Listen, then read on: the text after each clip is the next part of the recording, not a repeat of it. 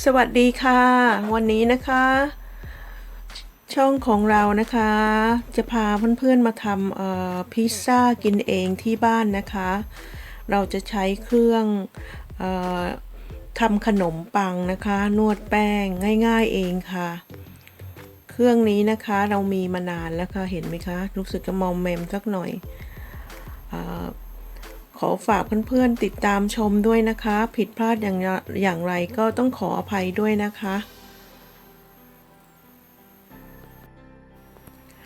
สูตรแป้งโดชนิดนี้นะคะอร่อยจริงๆเลยค่ะถ้าหากเราจะเพิ่มหวานเค็มอะไรลงไปก็แล้วแต่เพื่อนๆนะคะรับรองว่าอร่อยเลยนะคะเดี๋ยวเราแปะสูตรไว้อีกทีหนึ่งใต้ลิงก์นะคะขอบคุณอีกครั้งหนึ่งนะคะลองติดตามชมกันเลยค่ะสวัสดีค่ะ